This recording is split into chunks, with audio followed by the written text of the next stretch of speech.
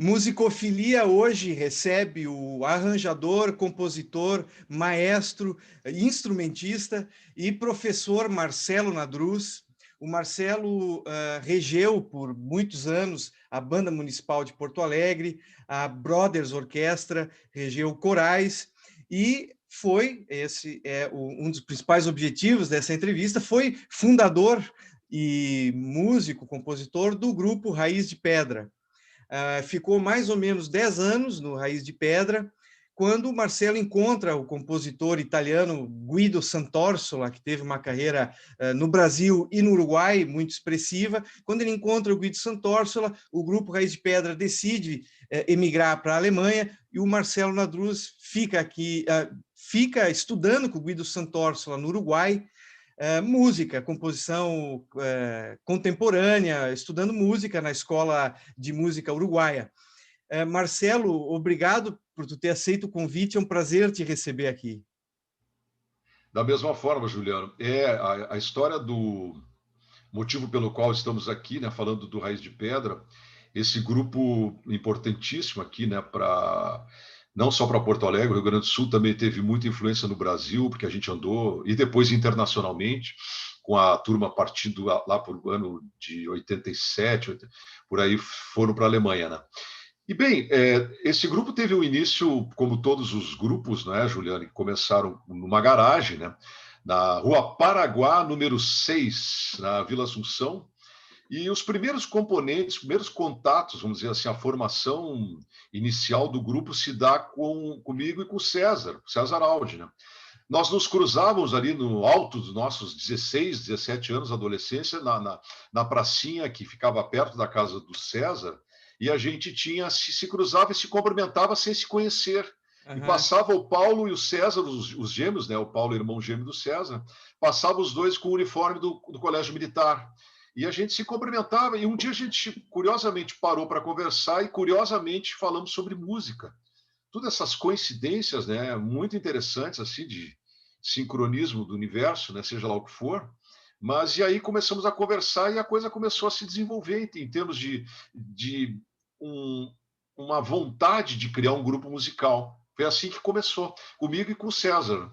E depois, logo em seguida, o Ciro, que pouca gente sabe que eu conheci o Ciro por coincidência também numa loja de discos, chamava Viés Discos, que era ali no centro, né? E conheci o Ciro ali também, me deu o endereço no primeiro encontro, assim, já entramos em contato e tudo, e assim foi formando, né? A coisa foi aos poucos se desenvolvendo, uma gurizada na garagem. O teu irmão não estava na banda nesse princípio? O meu irmão, qual deles? Não sei, eu tinha um dos teus irmãos tocava violão também, né? O Marcos toca guitarra e violão, aprendeu, mas Ah, assim, toca por ele, assim, por um hobby, né? tá. Mas, curiosamente, tu falou no meu irmão, o mais velho foi o meu professor de violão, foi o Mauro, né? O Mauro foi Eu tinha 8 anos de idade, uma criança, e o Mauro tinha 10. Nós morávamos no Menino Deus ali, na Avenida Ganso, e o Mauro foi o meu primeiro professor das primeiras descobertas de acordes, essas coisas, foi ele. E, curiosamente, o Mauro também as pessoas não sabem disso, que foi o Mauro que colocou o nome Raiz de Pedra num outro grupo que ele iria formar. E como esse grupo... isso eu não sabia.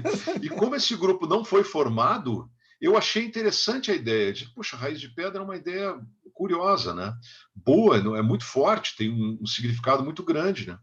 E aí eu adotei esse nome, pedi licença para ele, que o grupo dele já tinha se desfeito, era um grupo só por hobby também, né? E aí começamos os primeiros ensaios ali na garagem do César, né? Eu, o César, o Ciro e o Márcio também citou no outro vídeo sobre o Aníbal, que é o meu primo, que hoje é médico neurologista. Então era esse quarteto, era um quarteto de adolescentes ali fazendo uma música, misturava rock progressivo, mais algumas influências de música brasileira, música clássica, mas tudo muito incipiente, assim, muito no início, sabe? Mas já existia alguma coisa nesse grupo, depois com a entrada do Pedro e do Márcio, se consolidou uma coisa que já estava no começo, que era uma originalidade estilística, assim, uma estética muito própria do grupo.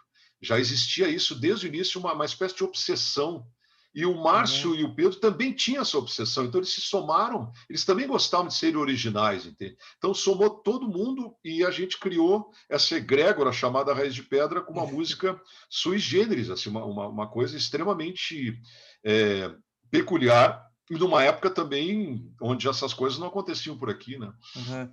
E nesse momento, no princípio do grupo, tu tocava violão. O meu primeiro instrumento, aí, quando criança, foi violão popular.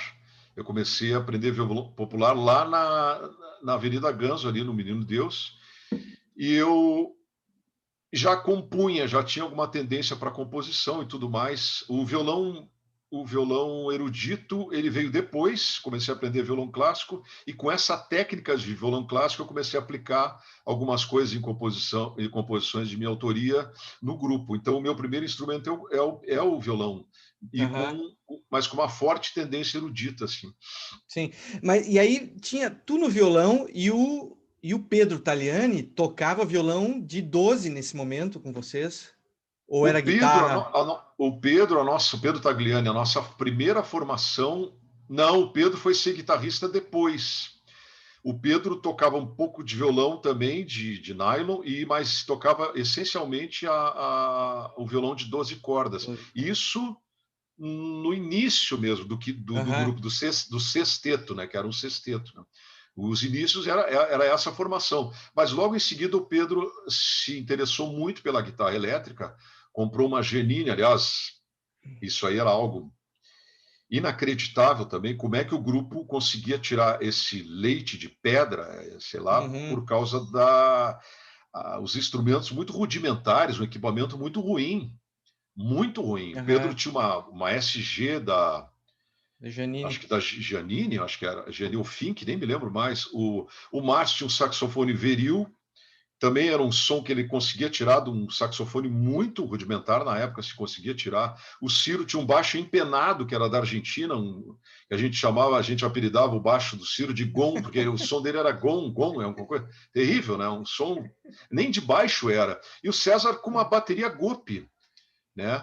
A marca Gope, assim, amarela, muito ruim, muito ruim. Nós tínhamos caixas de som dentro da garagem do César que eram tão ruins as caixas, os alto-falantes, que tinha distorção própria. Não era distorção própria, já estava rachado, os alto-falantes já estavam rasgados, né? Então a gente tinha distorção própria. Muito rudimentar, mas uma vontade gigantesca assim, de Sim. tirar som de algo que não se tinha, e as coisas aconteciam, né? E o que tu ouvia na adolescência? Qual era a tua principal alimentação Olha, musical nesse momento? é uma pergunta interessante, porque quando criança, meu pai gostava muito de música erudita, e meu primeiro contato com música foi com música erudita, entende? E principalmente o pai era fã do período barroco e clássico, né? Então estava toda hora lá com Bach, Vivaldi, depois Mozart, Beethoven, né? O período romântico o pai não era muito afeito, assim, o Wagner, o Brahms eram compositores para ele um pouco assim distantes, né? Mas Uhum. enfim, toda essa influência eu ficava escutando, era o único dos três irmãos que ficava escutando música erudita com o pai, por interesse próprio, eu gostava de escutar aquilo ali, né? E então a minha primeira audição veio da música erudita e também da música popular brasileira. Eu me lembro que o primeiro compacto, esse vinilzinho pequeno, né? Sim. Vinil pequeno, que o pai trouxe lá para casa era a banda do Chico e Sinal Fechado do Do Paulinho da Paulinho da Viola. Viola, e tinha um outro também, um outro compacto que Foi o Rio que Passou em Minha Vida. Né? E era essa música eu escutei muito, eu fiquei muito interessado por essas harmonias, também me chamaram muita atenção. Alguns elementos brasileiros entraram ali. E depois, tu te referias ao Raiz de Pedra no início, na garagem. Ali nós tínhamos várias influências, mas a nossa influência mais forte no início é o rock progressivo, né? Sim. Ele é muito forte, assim, é muito intenso. É Genesis, Yes, eram super bandas, Emerson, Lake and Palmer, King Jethro Crimson. Tull. O Crimson veio depois. Depois. Essas bandas britânicas mais muito ousadas, como King Crimson e o Gentle Giant, que eram bandas extremamente criativas, né? Muito criativas, quase beirando a música erudita. Né?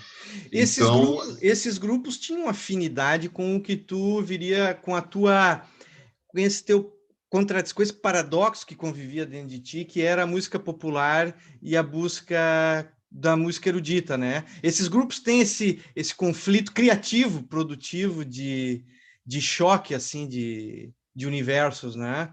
eles têm uma amálgama de influências que eles colocavam assim, e aquilo dava um resultado surpreendente. Então, no grupo, com todas essas influências, e depois acrescentados pelo viés do Ciro, do César, do Márcio e do Pedro, que tinham cada qual, como se referiu o Márcio no outro vídeo, cada qual tinha uma têmpera, uma cor diferente, misturou todas essas cores, deu uma coisa chamada Raiz de Pedra. Mas poderia ter dado, não, talvez o resultado, Juliano, não fosse tão interessante. Às vezes acontece. Os componentes vêm com muitas influências diversas e o resultado final, às vezes, fica fruit salad, uma salada de fruta, e uma coisa assim muito sem identidade. Mas, curiosamente, as cabeças, os elementos tinham elos de ligação impressionantes. E foi isso que criou vamos dizer assim, o estilo Raiz de Pedra. Né? E jazz tu ouvia na adolescência ou pouco jazz? O jazz era uma influência para ti? Não digo para os outros, não digo para os outros do Raiz de Pedra, digo especialmente para ti. Para mim, o jazz não era uma influência direta. A música erudita parece que ela sempre teve em primeiro lugar. Mas a música vamos dizer assim, que eles chamam, não sei por que chamam, não qualificam esse tipo de música como world music, né? Como seria o Egberto, o Hermeto e todos os outros grupos que trabalham dentro dessa linha. Essa fusão do jazz, principalmente a turma da ECM Records, né? Essa turma aí tinha essa fusão, criava para mim uma identificação maior do que aquilo que tu qualificava como jazz. Sim. Entende? Então eu gostava mais desse tipo de informação, né? Sim. É quase como se fosse um jazz camerístico, né? O da ECM Nossa. Tem uma concepção assim meio realmente camerística, né? Até de gravação, assim, né? Tem.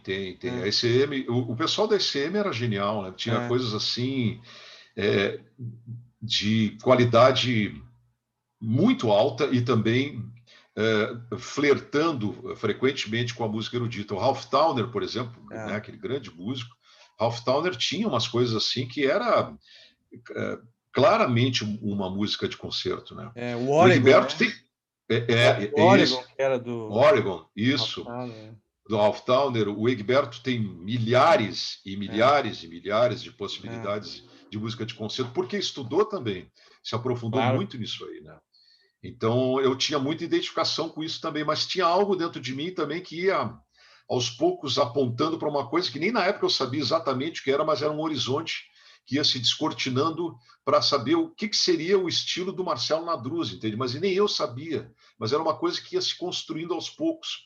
E o grupo foi uma espécie de oficina de experimentações e coisas que foi abrindo para mim exatamente os olhos para saber o que eu queria, né, com música, enquanto compositor, né? E já no início do grupo, tu já tinha composições, né? Sempre Desde o compus. princípio. Sempre compus, sempre fui mais um compositor. O pessoal acha que eu não devo falar essas coisas.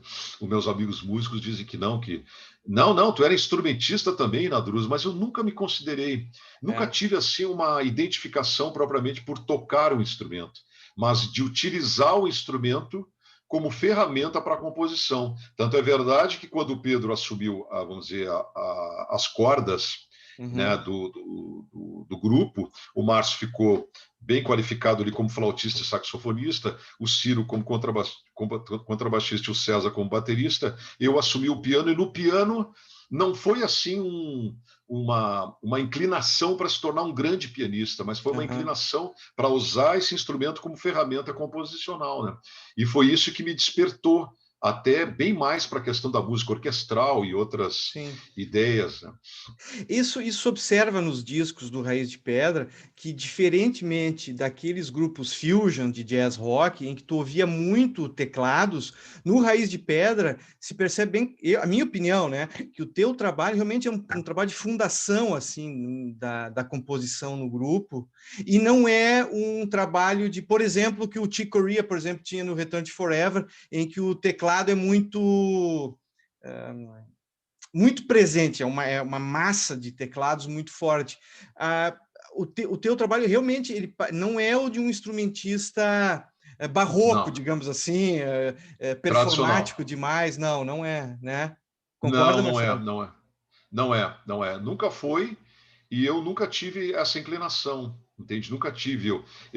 Inclusive, algumas coisas que se idealizava, eu não conseguia tocar. Estavam idealizadas, mas eu não conseguia tocar. Eram muito difíceis, entende? Porque tu começou o piano já no início da vida adulta, no fim da adolescência, tu começou a tocar piano. Olha, o primeiro show do Raiz de Pedra é aquele Ardep Edzir, né? Que Aham, era a Raiz de Pedra ao contrário, que o Márcio falou sim. contigo. No segundo já era o show Prelúdio, nós já éramos um quinteto. Em 82, nós éramos um quinteto já, o meu primo tinha saído. O grupo ali já estava com uma característica muito forte do que seria o Raiz de Pedra. E ali em 83, Juliano, foi quando eu comecei vamos dizer assim, me aventurar como pianista no palco. Hum. Nós levamos um apartamento, um piano de parede, nós levamos transportado para o Teatro de Câmara, hoje o Túlio Piva, né? E Sim. não, porque não tinha piano, nós levamos o piano para lá. E eu toquei piano lá e cantamos. Curiosamente, 83, já que tu perguntou sobre a questão E esse show se chamava Terapia de Crise. Aí tinha uma performance minha, teatral, com aquela coisa que foi citado também sobre. O Márcio Tubino diz que tu é um grande ator. Diz que tu é um grande ator. Eu vi a entrevista do Márcio. Não, não, é um pouco de exagero. É que o Márcio, eu tinha a questão cênica muito forte. Eu gostava de aliar algumas coisas cênicas. E tinha muito dessa cênica, talvez um pouco de uma ópera assim contemporânea, alguma coisa que tinha que se colocava esses elementos no grupo. E nas próprias letras tinha muita coisa cênica também, curiosamente, imagens, muito movimento, muita coisa, muitas situações inusitadas assim. Então, não me considero um ator, assim, umas aventuras que se fazia e de alguma forma tinha a ver com o grupo. Mas no piano, em 83, nós descobrimos uma coisa muito interessante, Juliano. O grupo não tinha mais a capacidade de cantar, porque todos eram letristas, né? Todos escreviam Uhum, letras, né? E todos cantavam, e nós não tínhamos mais a capacidade de tocar e cantar ao mesmo tempo devido à complexidade da estética. Né? Não aham, dava mais. Ou tu sim, prestava atenção no que tu estava tocando ou cantando, então era muito sim. complicado. Então nós desistimos ali foi o nosso marco para se tornar um grupo eminentemente instrumental. Né? Isso, terapia de crise marca exatamente esse momento em que o grupo escolhe deixar o canto de lado e se definir como um grupo exclusivamente instrumental. É isso, Marcelo? Nesse momento, nós. Exclusivamente instrumental. Isso nos possibilitou o quê? Nos possibilitou mais o experimentalismo. Entende? Aí nós Sim. nos voltamos para os instrumentos e ficamos 10 vezes mais experimentais do que nós éramos.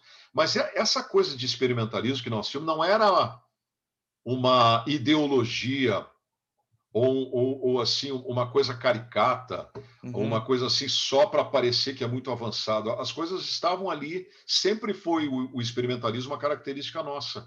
E como nós nos tornamos eminentemente instrumentais, a gente resolveu usar todos os recursos possíveis. Então se vê vários shows do Raiz de Pedra se utilizando, tirando sonoridades dos instrumentos que eram muito incomuns para o instrumento tradicional. Uhum. Tu consegue mais ou menos, é difícil quantificar, né? Mas o quanto era de composição, quanto tinha de improviso? Tinha muito improviso ou o improviso estava dentro, digamos, no seu espaço mais ou menos pré-definido para se improvisar nas composições do Raiz? Tinha espaço pré-definido. Eu também eu não Pré-definido. costumava ter esse contato com o improviso que os outros tinham mais, de sim. forma mais intensa, mais relevante, e eu não tinha. Eu gostava muito de criar mesmo, entende? Eu não gostava muito mas improvisava também. Sim. Mas o espaço para o improviso ficou bastante determinado, mas tinha alguns momentos, como uma música chamada Antimatéria, Uhum. só pelo nome já se vê, Sim.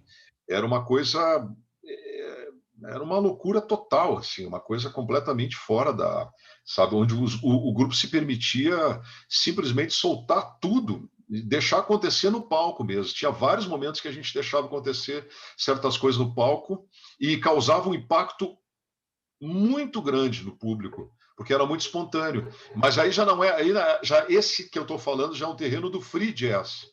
Nós já Aham. estamos entrando num terreno assim completamente assim, não há preocupação nenhuma se tu vai seguir o centro tonal tal, a harmonia tal, né, o campo harmônico, não sei do que, não está mais Do, preocupado com isso. do free jazz, mas da música contemporânea também, né?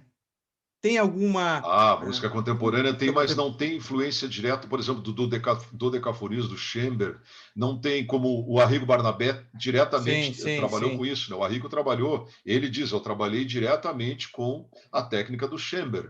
Nós não, nós tínhamos uma espécie Hum. de intervalismo, assim, de uma estrutura muito própria, mas não preocupado em seguir uma estética europeia, uma coisa muito fechada, muito ortodoxa, entende? E essas coisas fizeram com que a gente se tornasse deveras original, né? Eu acho o grupo absolutamente original. O grupo é absolutamente original.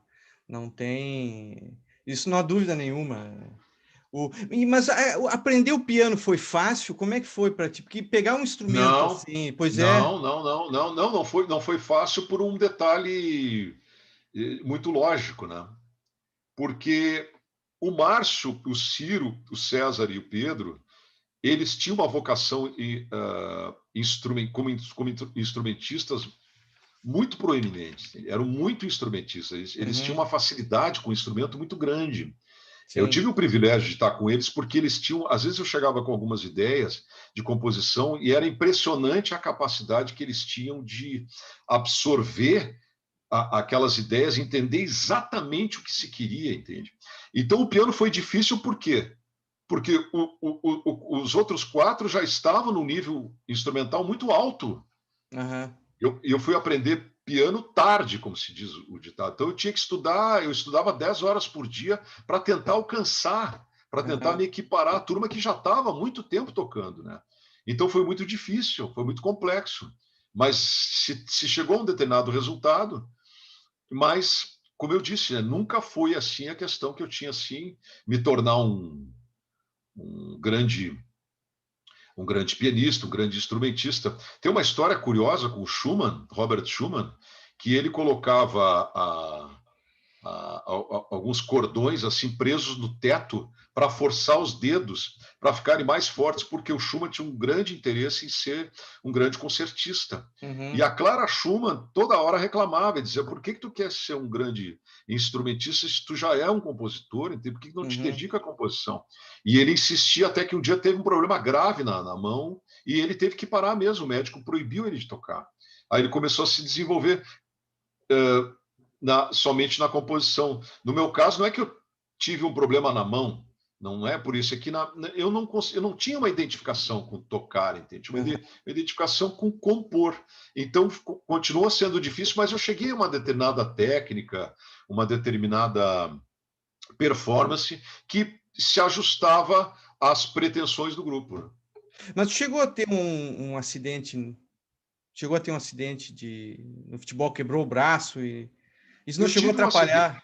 Atrapalhou um pouco, sim, sim, porque diz quando tu quebra o braço, eu estava jogando futebol, caí em cima do braço, ali perto da casa do César, inclusive.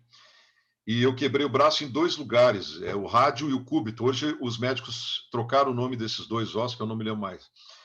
E o rádio e o cúbito, né? Então aí os dois ossos quebraram. E aí eu fiquei com muito tempo fazendo fisioterapia, uma série de coisas.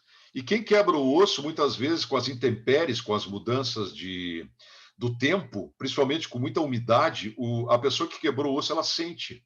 Hum, Dói, sim. dói mesmo. Tu sente dor.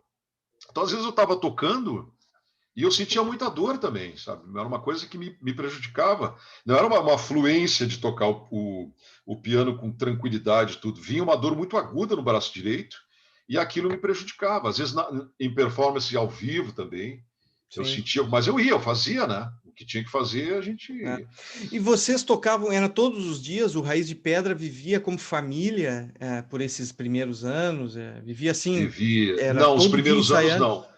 Não, os Não, primeiros anos, não. Os primeiros anos, não. A gente tinha, assim... tinha os horários de ensaio, mas um dia nós tivemos uma reunião. Eu não sei, eu não me lembro mais se já foi no Márcio, que já era o nosso estúdio na Voltaire Pires, onde era a casa do Márcio, ficava lá em cima o estúdio. Eu não sei se foi no Márcio ou um pouco antes da gente sair do César, que era na garagem. hum, E a gente decidiu que a gente precisava ser profissional. Já que a gente quer ser profissional, nós precisamos ensaiar praticamente todos os dias. Mesmo que a gente não esteja ganhando para isso, mas a gente vai ser um profissional de alto nível que vai, de repente, trazer sim. frutos financeiros no futuro. E foi o que a gente fez. Aí nós nos tornamos muito reclusos, né? Obsessivos mesmo, às vezes, em véspera de apresentações, assim, a gente ficava mesmo 8 horas ensaiando vários dias, até chegar ao resultado que a gente queria. Era um perfeccionismo obsessivo mesmo. Então, era uma coisa meio inédita, assim, em Porto Alegre. Não lembro de ter outro parâmetro assim de tanta intensidade de ensaio para chegar a uma perfeição, porque as músicas eram difíceis, né? Claro, claro. Vocês se encontravam assim, todos os dias na casa, daí nesse período já na casa do Márcio Tubino. Na casa do Márcio, nós compramos uma mesa de som, nem me lembro mais a marca, não me lembro, mas era uma mesa boa. Nós compramos alguns microfones de caixa de som, então o estúdio era equipado para nós. E vocês Forramos. iam para Aham. lá, não era vocês não viraram uma comunidade, não moravam dentro desse estúdio. Não virou uma comunidade, mas quase. Não Aí chegou a também tanto. Não chegou a tanto porque a dona Zilá, a mãe do Márcio, não ia nos aguentar, porque era Ah, não, pois terrível. é. Ensaiava 15 minutos, descia, tomava 1 litro de café ali na cozinha, depois voltava de novo para ensaiar mais 1 litro de café. E era aquela bagunça, né? Então era muito entra e sai, coisa, não daria para ter essa. Talvez fosse uma ideia interessante para poder ainda ter, mas nós nos demos conta que era o contrário, estava nos trazendo certo estresse. Aham. Nós 5 ermitões, não sei, ermitãos, né? Qual é Pois o é, boa plural disso? pergunta. Eu Ermitões, eu nunca vi. acho. Ermitões. Eram pessoas Cinco reclusas, eremitas, 5 eremitas. 5 eremitas, dentro de um estúdio focalizados somente naquilo, nada mais. Nada mais nos interessava. A gente estava tendo, inclusive, um componente meio antissocial, assim. Então, a Aham. gente precisava sair aos fins de semana, às vezes nós saímos juntos, né? Então, nós íamos ali para a Rua da República, esses outros lugares ali, tinha muitos amigos. Então, a gente espargia um pouco, sabe? Trocava um pouco o canal, assim, de tanta obsessividade dentro de uma coisa que a gente tinha Mas tu como... não acha que o músico tem um aspecto, o músico instrumentista, assim, dedicado, ou mesmo um compositor muito dedicado, ele tem um aspecto parecido com o de um monge, né? Tu não acha, às vezes, que alguns músicos têm um aspecto... Tem, porque o músico em geral, principalmente o músico que lida com uma música um pouco mais complexa, como o jazz de alto nível, de fusion, ou a música erudita, quando trata com isso, ele tem uma tendência assim, porque ele se sente um pouco incompreendido, porque não é a maioria que tem uma sintonia com o que ele faz.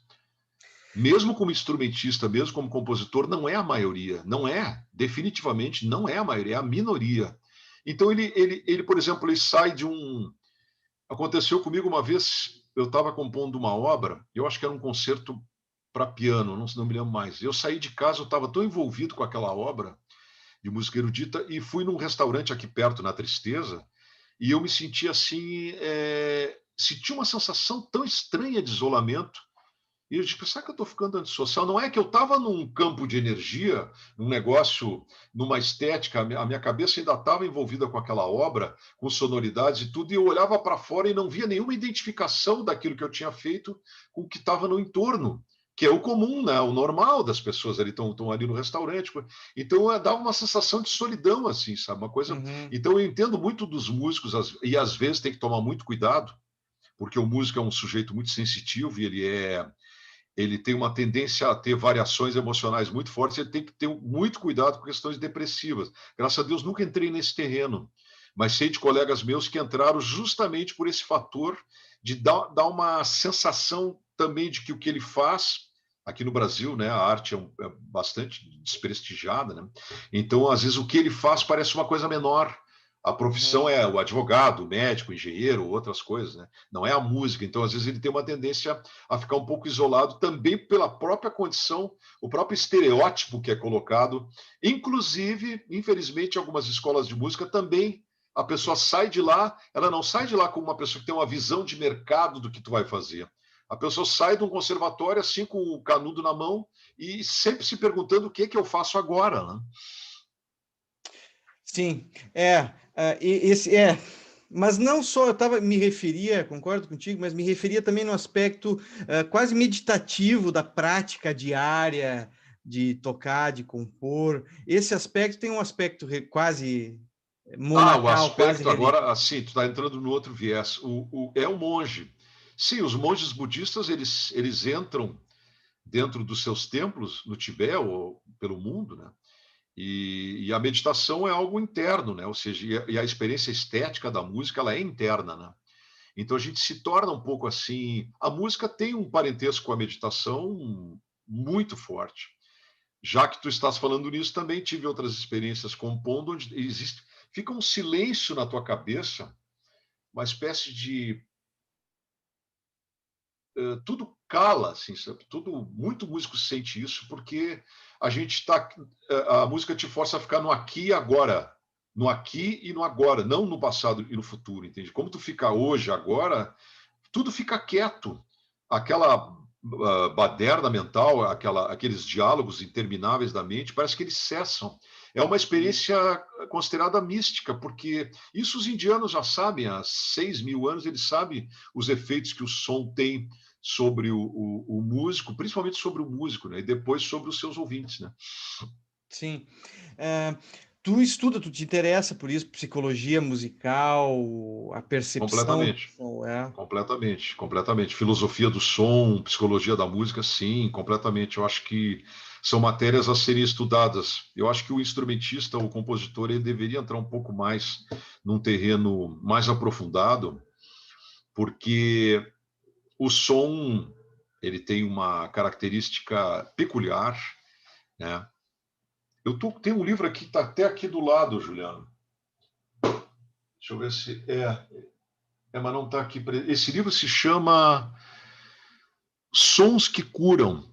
E esse livro foi escrito por um médico oncologista norte-americano. E esse oncologista norte-americano, ele usa aquelas tigelas, aquelas taças tibetanas que eles usam em meditação, ele usa para trabalhar tratar os pacientes de câncer.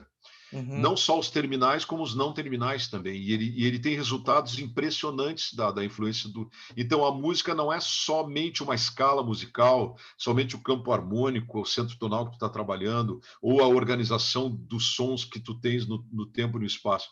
Também é um efeito de transformação da consciência. Isso não é uma invenção minha, isso é uma coisa muito antiga. Já lá, parece que tem registros até dos sumérios, lá dos babilônios, que já sabiam disso. Os indianos já sabem isso há pelo menos 6.000 anos. Isso está nas escrituras indianas antigas sobre a capacidade que o som tem de transformar a consciência. Então, acho que a finalidade do músico não deveria somente a performance. Entende? Talvez se ele estudando melhor, o Bach parece que sabia muito disso. Né? O Bach sabia, porque o Bach tinha um pensamento pitagórico, né? Ele tinha muita semelhança com o Pitágoras, que é o pai de tudo isso, né? O pai vamos dizer assim, da potência do som em relação ao ser humano, né? Sim, claro, claro. Eu vi, tem pesquisas que eu vejo saindo assim de que a plasticidade neural no cérebro ela é muito estimulada nas crianças. A última coisa que eu li, por exemplo, sobre isso foi a seguinte, que ao invés de se tocar canção de ninar ou canções muito simples para criança, se devia tocar canções complexas, porque ela faz uma série de conexões neurais, ou se, no resumo da coisa, ela seria assim, mais inteligente, ou faz uma série de conexões neurais que ela não faria ouvindo apenas música muito simplória, muito simples, né? É verdade, essas músicas, Mas, canções de ninar e todas essas coisas. mas tem impacto fisiológico também, não é só uma questão de É consciência, né? O porque o som impacto tem impacto fisiológico fisiológico também, né? tem impacto fisiológico direto, Juliano. É. Tem determinadas frequências, por exemplo, tu tem um problema no pâncreas. E sabe por que tu tem um problema no pâncreas? Porque a organização molecular, a organização atômica, ela está desagregada, não tem a simetria de um pâncreas saudável. Por isso que está doente. E se está doente, significa que tem uma sonoridade, se eles estão estudando com muita. A matéria tem som porque tudo vibra, né? Então, se vibra, produz frequências que são inaudíveis para o ouvido comum, mas as frequências estão lá. E se teu pâncreas está assim, é porque eles chamam de desafinação da matéria. Aí eles descobrem o tom do teu pâncreas, que muito provavelmente eles têm aparelhos muito sofisticados que chegam Sim. a analisar e a fazer uma leitura da ressonância daquele órgão. E aí, por exemplo, tu tem uma nota Si que de repente está identificada com esse pâncreas. E se tu começar a colocar a frequência Si, da nota Si, muito provavelmente tu vai ter resultados. E eles já fizeram essas experiências e dá resultado. Dá resultado. É uma desafinação da matéria. Então, o som tem a capacidade de reorganizar atomicamente a matéria para que ela possa estar saudável de novo. Marcelo, eu queria te perguntar, voltando ao raiz agora, aquela viagem à Argentina, a Córdoba, quando o grupo foi para lá, saiu na imprensa, eu li uma matéria do Juarez Fonseca até sobre essa viagem à Argentina. A imprensa tratou, foi um festival internacional, tinha músicos de todo lugar, tinha argentinos como Fito Páez e brasileiros. O Raiz de Pedra foi visto como o melhor grupo naquele festival em Córdoba. E foi nessa viagem à Argentina que tu encontrou o Guido Santorsola? Olha, a viagem da Argentina, que foi um marco, assim, pelo menos nos primeiros 10 anos, onde eu fiz parte do grupo, foi um marco muito grande, porque, primeiro, falando sobre o Chateau Rock, que tinha, sei lá, não dá para contar o número de artistas que tinha naquela ocasião. O equipamento de som, a gente ficou muito impressionado, assim, porque na época a Argentina, né, passando por todos os problemas ali e tudo, e tinha uma qualidade de técnica de som, assim, extraordinária. E eu me lembro de uma coisa, quando a gente entrou no palco, a gente olhou o estádio de futebol, eu acho que tinha umas 20, 30 mil pessoas. Claro que não era só para nós, para todos os artistas que estavam lá, e eu me lembro que a gente teve um impacto muito grande, porque era o maior público que a gente já tinha tocado até então. Quando nós começamos, Juliano, eu me lembro dos repórteres, o pessoal da imprensa ali, eles se aproximaram. Eles vieram todos para perto para ouvir melhor o grupo. Eu achei um negócio, um respeito assim com o grupo. E depois, no outro dia, feliz notícia, eu acho que era o La Nación, o jornal, Raíz de la Piedra fue el mejor de la noche.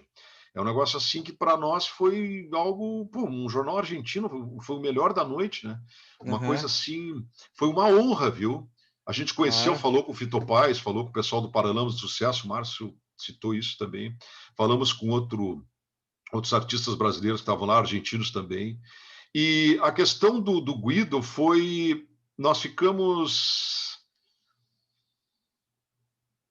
2 meses ou 3 meses na Argentina, não me lembro mais. Neste meio tempo, como cada um ficou na casa de um argentino amigo, a maioria em Santa Fé, que é vizinha de Córdoba, teve um dia que um dos amigos nossos disse assim, que tu não queres ficar na casa do maestro tal lá? A esposa dele é pianista, é concertista, acho que vai ser legal para ti. Vê que interessante, né? E o Luiz, esse argentino, disse, então vai lá para a casa do maestro Guillermo e da Amália Creus, que era uma grande pianista argentina. E aí fui lá, né, como que não quer nada, e acabei ficando lá 2 semanas. E naquele meio tempo, eu mostrei algumas composições minhas no piano para a Amália, e a Amália disse, eu acho que tu tens que conhecer uma pessoa, é o maestro Guido Santorsola. Quando ela disse Guido Santorsola, eu me lembrei, porque eu gravei na rádio da universidade, a qual tu trabalhas, Juliana, eu gravei acho que umas 150 cassetes entende? É verdade, lá do tempo do Stout, né? Sim, sim. Do Stout, e eu gravei um monte de coisa ali, dentre as quais estava um concerto do Guido Santorsola para 2 violões e orquestra gravado pela English Chamber Orchestra, Uhum. né? E pelo Sérgio Eduardo Abreu, que é um grande duo, né? Foi um Claro, grande claro, duo, né? Se claro. lembra deles, né? Violão. E eu disse, pô, mas não é possível, é o mesmo músico, né? E dali eu me transferi de Córdoba para Montevidéu e acabei conhecendo o maestro. Aí ali começou a relação. Num ano, aí ele disse: olha, no ano que vem você vem aqui e a gente vai começar a trabalhar no conservatório, não sei o que, tá. E aí eu voltei no ano seguinte e aí comecei os estudos com o maestro Guido Santorsla. Pô, mas isso deve ter sido muito especial. Não, mas ocorreu primeiro um encontro de conversa, esse encontro, né? Depois Foi um ano, tu sim, retorna a Porto Alegre. sim, estava com raiz de pedra e tudo, e estava com raiz. Agora estou me lembrando. Tu encont... 86, Juliano.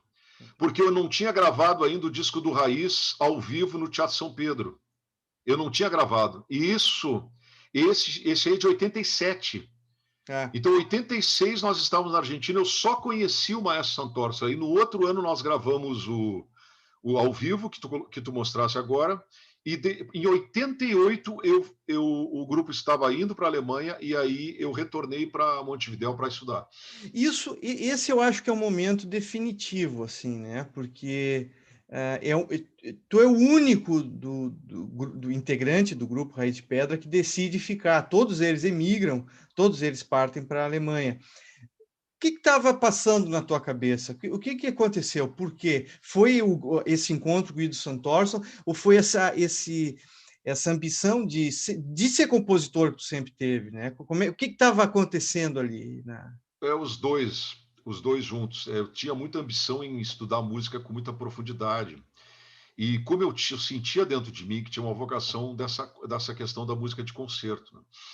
E o Santorsula, no primeiro encontro, já foi muito impactante. É como se alguém me confirmasse para mim mesmo, ou Uhum. para eu mesmo, né? Aquilo que eu estava almejando, entende? Então, o encontro com o Santorsula foi definitivo, entende? Foi dali que abriu as portas daquilo que já estava dentro de mim, só talvez eu tinha alguma insegurança ou algumas incertezas, alguns medos, algumas coisas, e o maestro, meu grande mestre italiano, foi ele que tirou esses paradigmas da minha própria cabeça, né? Porque o teu estudo ele foi irregular até esse momento, né? Ele foi um estudo muito não foi de autodidata, mas ele foi irregular, né? Quer dizer, saiu do violão, do popular para o erudito, estudou piano. Ele não teve até esse momento uma regularidade, né? Uma formalização, né? Não, Até, não, até, não. até, até a tua ida para o Uruguai. Até aí não Não, tinha, nós não tínhamos, nós todos não tínhamos não essa tínhamos. formalização. Nós fazíamos cursos, estudávamos com professores particular. O Márcio tinha o professor dele, o Pedro dele, o Ciro, o César, todos tinham seus professores. Eu tinha meus professores de piano, mas nós não tínhamos uma formação, Mas como é que foi entende? entrar no Uruguai? Tem uma história curiosa sobre esse teu. Quando tu chega para estudar na Universidade do Uruguai, como é que foi essa história do encontro com o Sant'Orsola? Porque eu sei, eu ouvi por aí que tem uma história curiosa sobre isso. Essa história aí do Santorsson foi muito complicada, muito complicada. O primeiro impacto foi assim devastador, porque era um italiano com um olho penetrante, assim, com uma personalidade muito forte, muito incisiva, e tinha um olho clínico assim do aluno de olhar um segundo e ele já percebia ele já captava a tua personalidade. Então o maestro me pregou uma peça que foi uma peça difícil de engolir.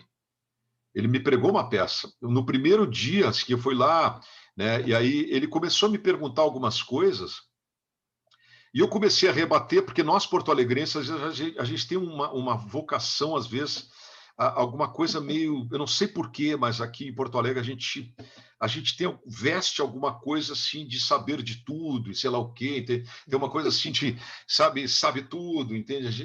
Não precisa saber mais nada, entende? É muito, É muito. bravateiro, bravateiro. Uma cidade é uma cidade muito tribal, tem muita tribo disso, tribo daquilo. Tem uma característica muito provinciana. A gente acaba caindo nesse conto e acha que isso é verdadeiro. E quando tu chega para falar com um mestre desse e vem com essa informação, ele acaba contigo. E foi o que ele fez. Ele disse: pelo jeito, acho que você não vai mais estudar aqui. Você pode pegar a sua mala, tá com a minha mala, né? Recém, eu ia ficar na casa de um primo meu, que eu tenho primos uruguaios também, o Sérgio, que é um primo uruguaio, ia ficar na casa dele. E aí eu peguei minha mala e disse: mas por que você está me mandando embora, mestre? Não, você não tem condições, você amanhã você só volta aqui para se despedir.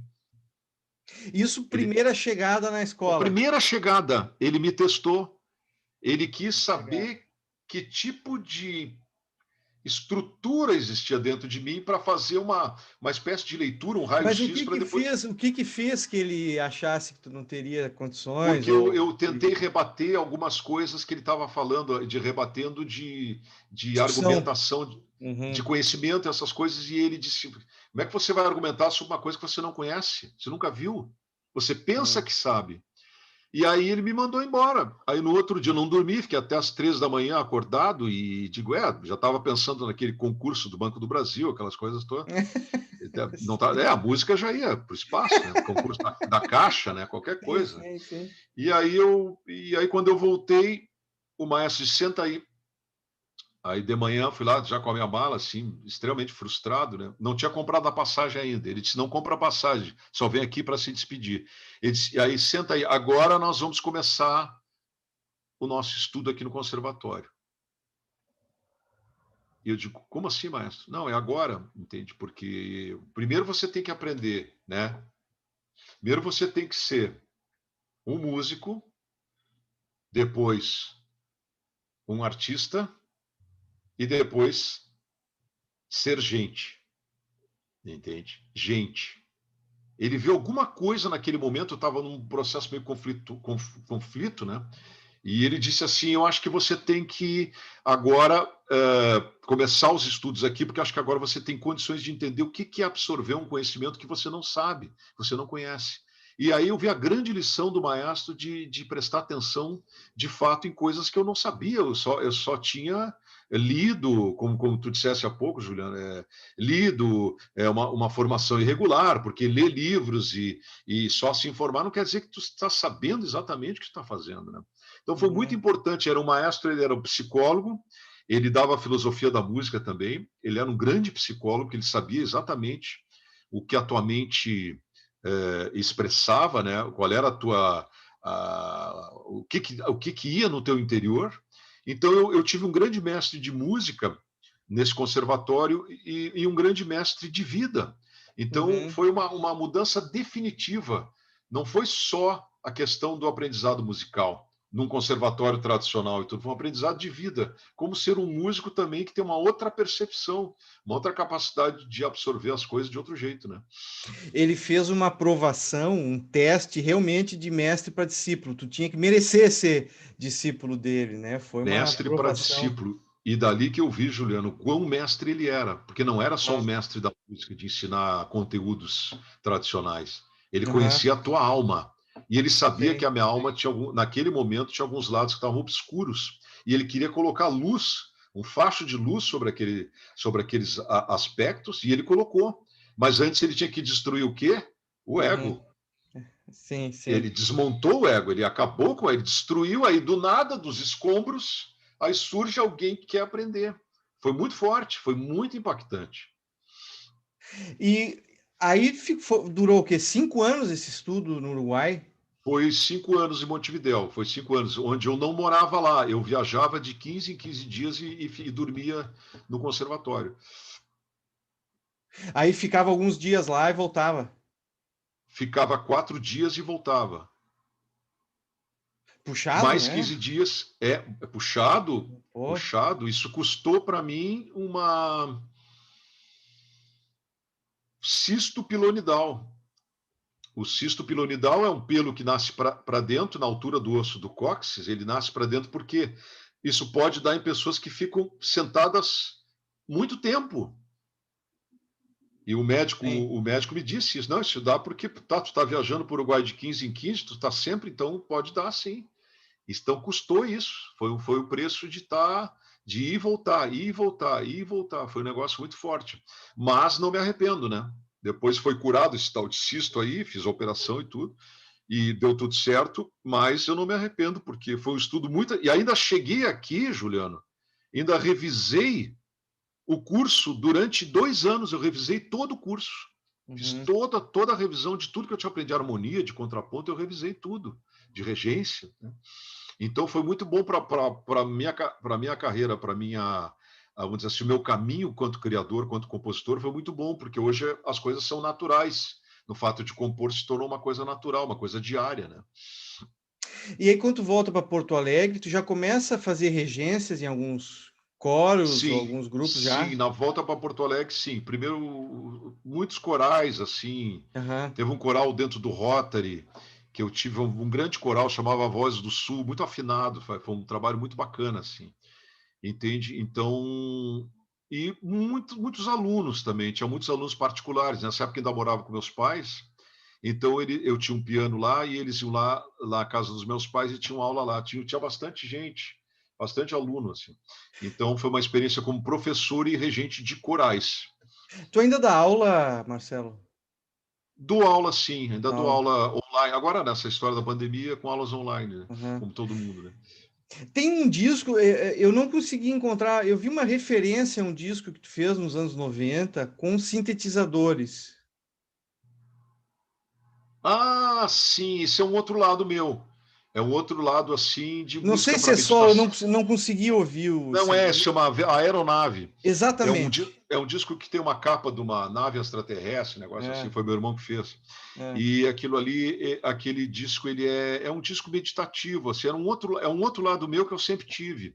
E eu ainda continuo compondo, além de música de concerto, eu gosto muito desse tipo de música, tem um fator curativo, eu tenho um canal no YouTube também que chama Universo dos Sons Curativos, que é um Uhum. canal que trabalha só com esse tipo de música. Música para aplicação de reiki, para meditação, enfim, para concentração e tudo, que eu acho que é um outro viés da música que é interessante No, também no, para o. no Spotify tem um disco que é o Reiki de 2000 teu. Esse aí foi gravado pela Azul Records, do Ah, Corcioli. O sim. Corcioli é um cara muito voltado, é paulista, muito voltado para essa área. E eu gravei junto com ele. Mas tem 2 trabalhos. Mas lá nesse canal, depois eu te mando o link também desse canal no Manda. Universo Sons Curativos, tem várias sonoridades dentro desse âmbito, que é um outro viés meu que eu tenho grande identificação também. E não é musicoterapia, é outra coisa. Ou tem a ver com Tem um musicoterapia? parentesco com Tem musicoterapia, parentesco. tem, Tem tem parentesco. também, tem. Ali é mais, o canal é voltado mais para sonoridades curativas e transformadoras da consciência, e também voltado para ou seja, transformação do ser humano, mas você tem também vídeos de estudo da influência física, molecular, atômica mesmo, de como as frequências atuam sobre a matéria, né? E, Marcelo, como é que foi o trabalho com a banda municipal? Porque a banda municipal é muito legal, né? Uma baita de uma banda, é impressionante. Quer dizer, A banda foi. ter na mão esses músicos para trabalhar deve ser uma coisa muito prazerosa para um Foi. A banda maestro, assim, né? foram 6 anos. A 6 banda anos a foram banda 6 anos, municipal. 6 anos, na época do Fogaça ainda, Aham. do Fogaça. Foi muito interessante. A banda foi maravilhosa, assim, foi onde eu fiz muitos arranjos, acho que fiz uns 100 arranjos ali, foi de música brasileira, foi uma prática orquestral de escrever arranjo muito forte. E nós mudamos a sonoridade da banda, foi muito interessante, foi muito gratificante. Todos os músicos com leitura à primeira vista e tudo. Claro que tinha Aham. seus problemas no setor público da prefeitura, como tudo tem, né? Sim, sim, sim, Mas a claro. gente conseguiu muita coisa, e a minha experiência eu guardo assim com recordação assim para sempre. É. Eu acho a banda assim. Eu queria ver. Claro, agora nós estamos num ano muito esquisito, mas eu sinto falta de ver a banda municipal. Eu gosto muito de ver quando ela toca, né? Eu queria ver mais ainda a banda municipal tocando. Eu A acho ela banda muito. deixou de ser, Juliano. Ela quando eu entrei, nós estávamos com graves problemas, assim, problemas de instrumentos, uma série de coisas, muito complicado, viu? A banda estava com problemas sérios, a gente tirou leite de pedra, assim, foi bem complicado, mas aos poucos ela foi retomando a sua. Ela estava ainda com aquele papel muito de uma coisa secundária, assim, uma coisa que não tinha muito. Daqui a pouco a gente foi tornando ela mais uma orquestra, mais uma formação orquestral em Porto Alegre.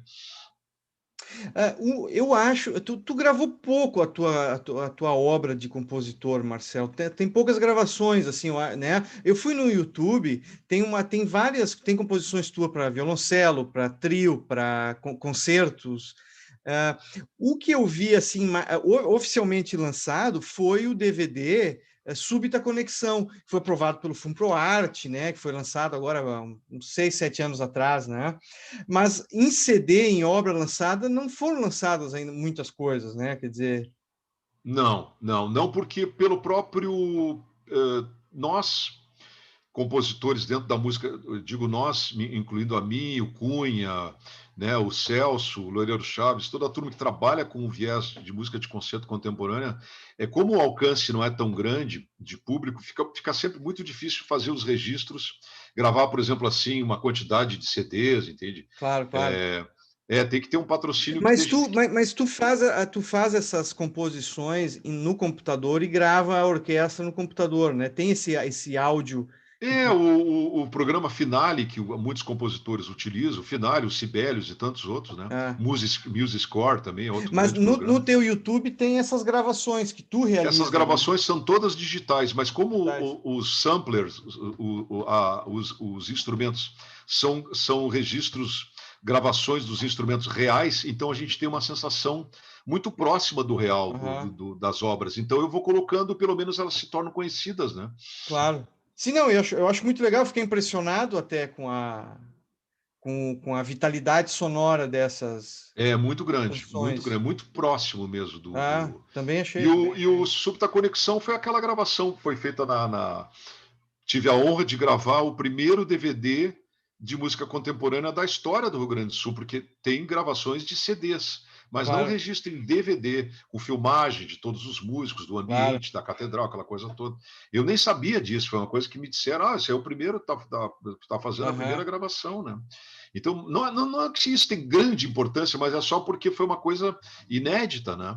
Foi uma coisa assim, um marco, né? Essa gravação foi muito difícil de fazer, foi muito complicada, a regência do Cláudio Ribeiro, os músicos muito bons, cantores É. também excelentes e tudo mais. Foi bem complicado gravar. Só para a gente exemplificar aqui, ele tem Uhum.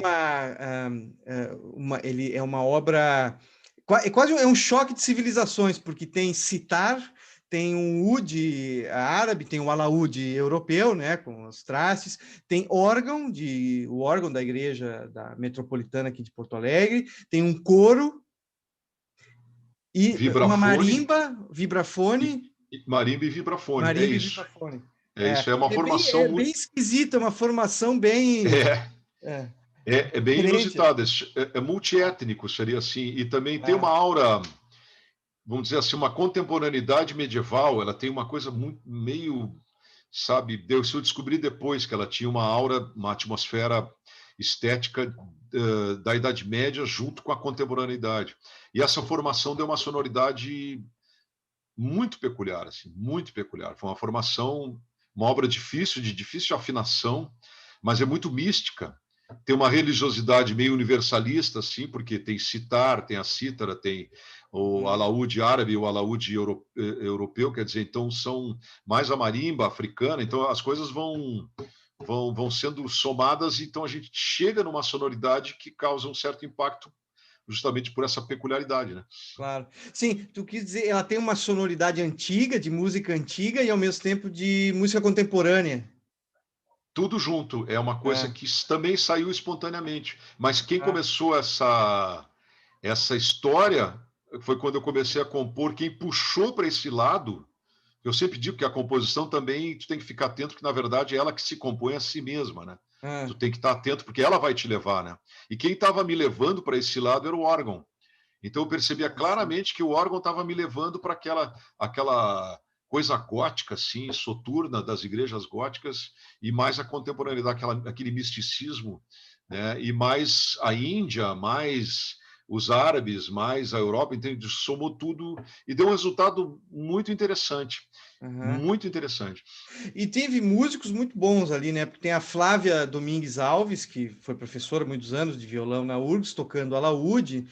Tem o Fernando Matos, que lamentavelmente Faleceu? morreu. Todo mundo É, gostava dele, era um infelizmente. grande. Todo mundo fala que era um grande professor, um excelente músico.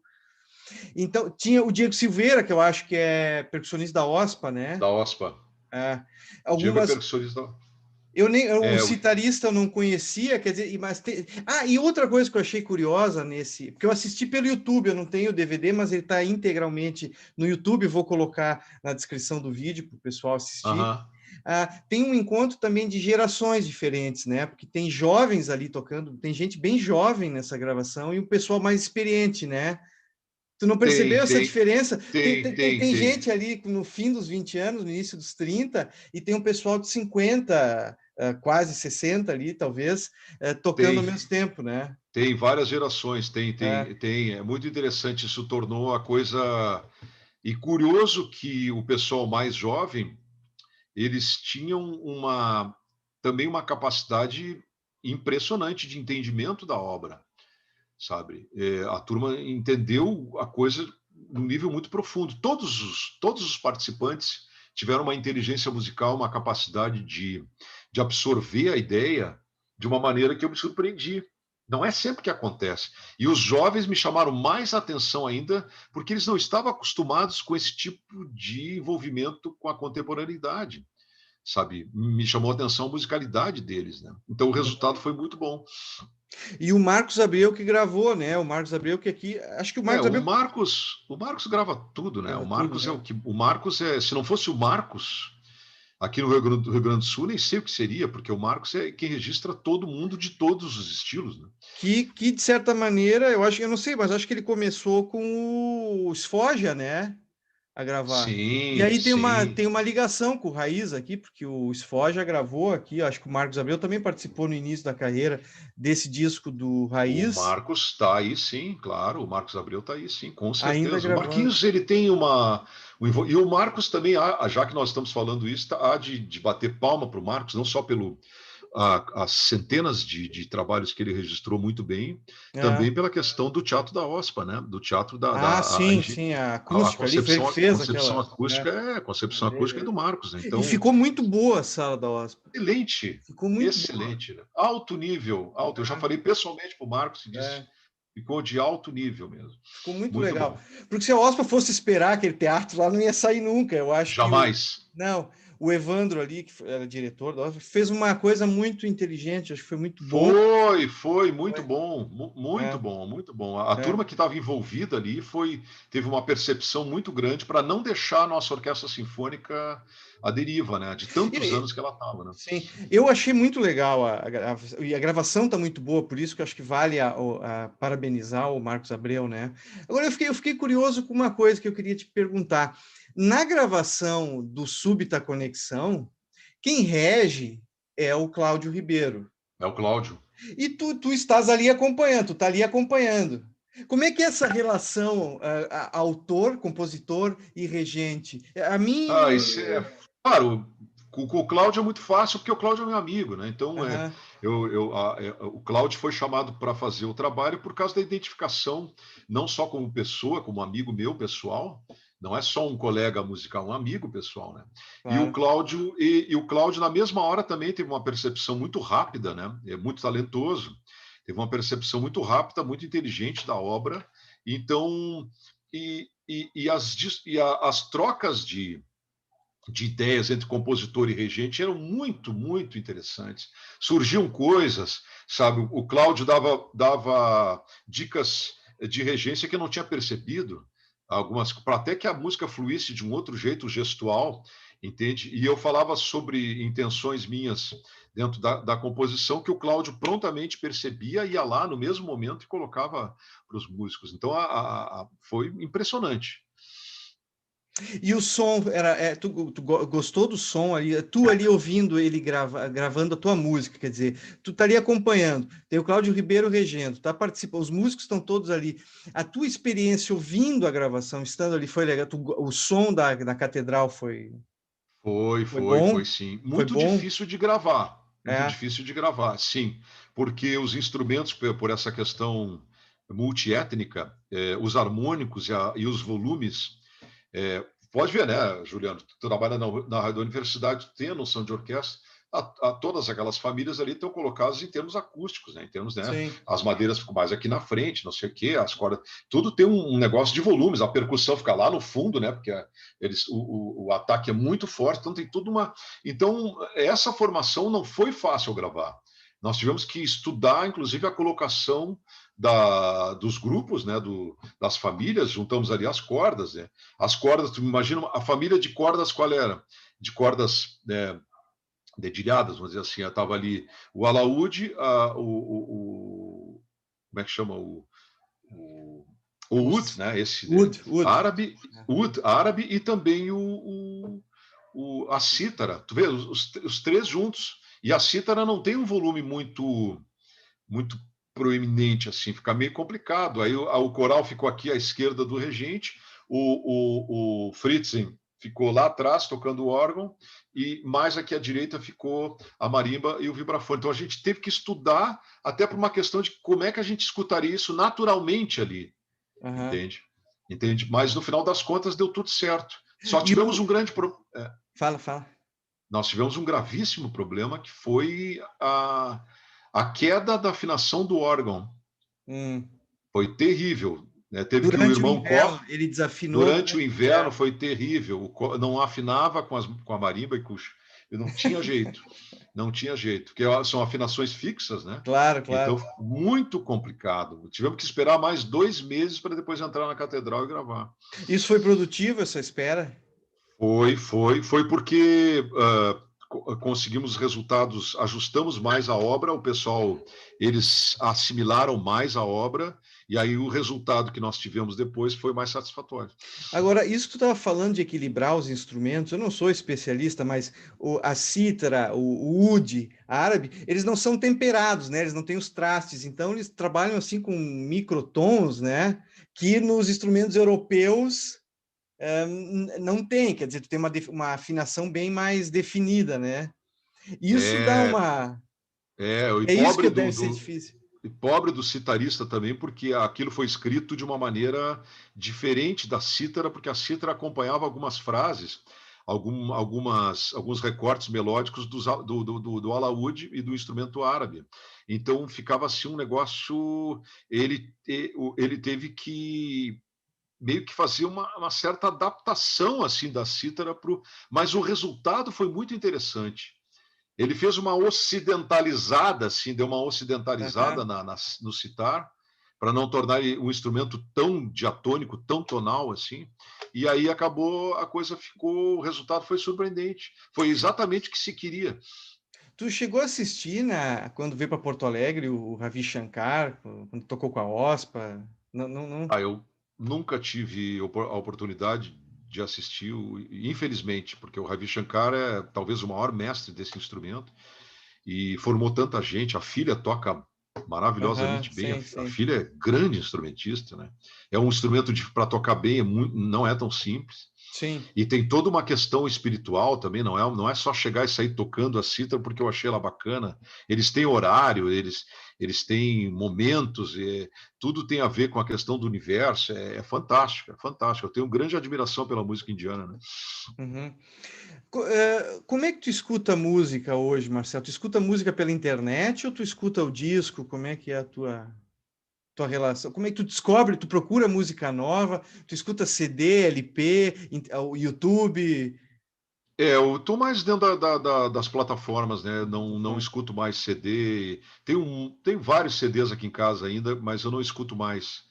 E o meu pai é um amante do vinil e de pratos, né? Lá na casa dele tem Technics, tem Garrard, isso ele comprou há muitos anos atrás. É, Ele sempre gostou de ter pratos, né?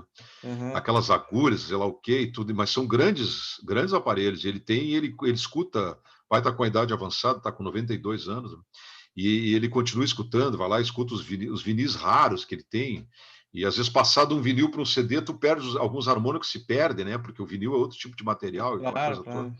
Então, mas eu escuto na internet, vou buscando. Atualmente eu estou E às vezes, quando eu estou no carro e estou dirigindo, eu coloco via Bluetooth, eu coloco a rádio da universidade, como sempre tive o hábito de escutar, e escuto via Bluetooth, que tu escuta bem melhor, né? A qualidade Claro, fica uma qualidade digital, né? No claro. carro ali, em tudo. Então eu escuto música assim, mas atualmente eu estou mais criando do que escutando, assim. Estou Mais criança, preocupado sim. mais em deixar a Claro, inventividade, claro. né? Temos que gravar esses discos, né? Teus discos, temos que fazer Temos. mais gravações tuas, né? Eu Mas eu tive uma gravação. Mas eu Ah, vi, fala. tem peças tuas que foram tocadas em vários lugares. Eu vi o Marlos Nobre regendo peças É, tuas. acabou de ler meu pensamento que eu ia te falar. O Marlos, fiquei 2 anos assim conversando com o Marlos, batendo papo pelo Facebook, sempre foi muito solícito, né? E o Marlos chegou um dia assim, não, vem cá, escreve alguma abertura, alguma coisa sinfônica aqui para a orquestra que acho que eu vou executar. E eu fiquei muito honrado, né? Fui até Recife, tudo. Então o Marlos gravou isso, ele gravou ao vivo. Eles tinham o costume de gravar as obras dos compositores e eu tenho esse DVD em casa. Foi uma grata surpresa. Aqui em Ah, Porto Alegre, não posso desmerecer o Cunha. O Cunha regeu uma obra minha lá na Funarte, aham. né? O Tiago Flores também, o Tiago lá com a Ubra, não posso me queixar, né? Tem os regentes, colegas gaúchos aqui também foram muito solícitos. Infelizmente, na OSP ainda não tive essa oportunidade, mas eu acho que ela vai chegar conversando com a turma lá, quem sabe uma hora dessas colocar uma obra para grande orquestra e coro, por Uhum, exemplo, que dá um impacto muito grande assim, quem sabe a claro. coisa não vai funcionar também. Mas tu não acha que a música contemporânea ela sofre de um preconceito de uma imagem antiga sobre ela, que não é mais verdadeira, que é de que a música contemporânea ela é difícil, inaudível.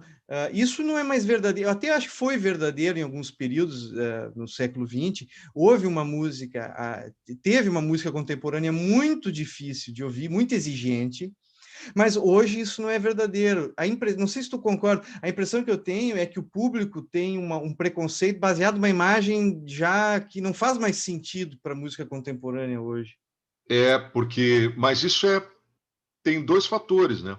Eu conversando com o Marlos, nas nossas conversas lá em Recife, o Marlos me disse uma coisa: a contemporaneidade não é só. Opa, caiu aqui o microfone. A contemporaneidade não é só a questão de fazer uma música que não tenha uma tonalidade fixa, por exemplo. Sim, A, sim, a claro. música, ele falou um termo muito bacana, né? A contemporaneidade é o que você faz agora, É, no tempo de agora. Então, que é contemporâneo. Então, não interessa é. se tu está usando. Eu saí do experimentalismo puro, assim, dessa coisa experimental, é, que eu percebi há tempo de que estava se tornando muito caricato, mais ideológico do que propriamente artístico. Quando tu cai na ideologia, eu tenho uma ideologia vanguardista, uma coisa assim, e isso fica muito obsessivo, aquilo perde a tua essência, porque tu está preocupado com uma estética, tu está preocupado com uma excessiva complexidade, e às vezes isso se torna muito egocêntrico, assim, e por razão pela qual muitos músicos contemporâneos acabam se tornando muito distantes, eles mesmos se tornam distantes do público, porque eles mesmos têm uma autoimagem de uma hipercomplexidade que não vai ser entendida por ninguém. Interessante Uhum. isso. Esse é o outro lado. E tem o outro lado do tradicionalismo. Nas academias, o pessoal vai até o impressionismo e depois não vai mais.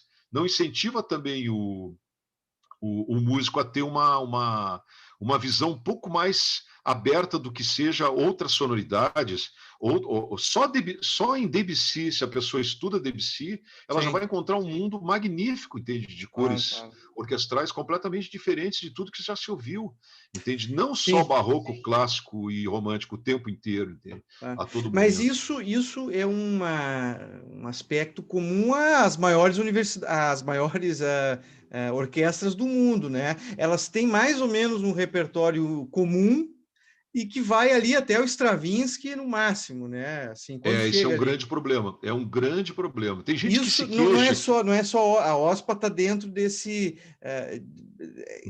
todas as aspecto orquestras. comum às orquestras internacionais, né? Elas têm esse aspecto conservador, eu acho. Assim. Tem muito conservador. Todas. É. Na Europa, Na Europa a gente vai encontrar menos, né? Tem orquestras que são especializadas só em música contemporânea, É. entende? E isso eu acho um aspecto triste da cultura, os compositores contemporâneos não serem tão conhecidos das pessoas. Sempre foi um público diminuto, né? Mas eles, essa música não está na conversa das pessoas, no universo culto, é uma pena, né? É Que as uma pessoas pena e deveria, pelo menos eu tinha uma proposta, tu citou. uma vez, hã? Não, não, tu citou, né? Além de ti, o Wagner Cunha, o Borges Cunha, tem o Dimitri Servo também, que compõe também, tu, né? Tem mais, né? Só estou citando alguns aqui, mas estou falando aqui de Porto Alegre, tem. As pessoas realmente acho que não escutam muito, né? Quando se entra num universo onde tá buscando outras sonoridades, Juliano, outras possibilidades, usando outros materiais, tu tem uma outra, mesmo que não seja algo extremamente aleatório, extremamente livre, entende? Mesmo que não seja, porque essa fase eu já passei, inclusive eu nem gosto de coisas que sejam excessivamente cacofônicas, assim, só para parecer que é moderno, essas coisas. Entende? Eu acho que mesmo assim, um hermetismo intencional, né? Tem um hermetismo. é intencional, ideológico, É, ideológico. é. Então eu acho que deveria ter, inclusive eu até tinha uma ideia para passar para a OSPA, que era os concertos da OSPA, afora os concertos de Natal, que são naturais em todo o mundo, sempre se faz concerto de Natal com Bach, Vivaldi, todos músicos barrocos e clássicos Sim. também, né, concertos tradicionais. Eles poderiam começar o ano nos começos da música, vamos dizer, de concerto, né? Não o canto gregoriano, que não está dentro dessa linha, mas eu digo, ali na música renascentista, poderiam Uhum. começar acompanhando o período histórico até novembro. Novembro eles entram na contemporaneidade. Começa ali na Idade Média, vem vindo pela Renascença, entra no Barroco, entra no Rococó, entra no Classicismo, entra no Romantismo, depois entra no Impressionismo, depois entra no Expressionismo, trabalha um pouco com Schoenberg também para saber que ideia foi essa, tem alguém lá explicando o que seja o dodecafonismo e tudo, Uhum. entende? As ideias de outros compositores também. E aí o pessoal tem, num ano inteiro, ele tem toda a história da música, e com Uhum. alguém que fala, olha, no próximo concerto nós vamos dar sequência, nós vamos entrar num período posterior que já prepara o público e também didático, o que falta também às vezes é a didática, de conversar, fazer projeções, entende, de vídeo, tudo explicando. Aí o pessoal, então é por isso. Pessoal, então é isso, por isso que soa meio diferente, parece desafinado, não sei o quê. Aí Entende? Aí termina o ano com Luciano Berio e depois tem o concerto de Natal. Depois tem termina com o Stockhausen, com termina com, Stockhausen, termina com o Stockhausen e ou aí com o depois tem Berio, o e aí concerto de Natal. e acaba com tudo. Penderecki, né?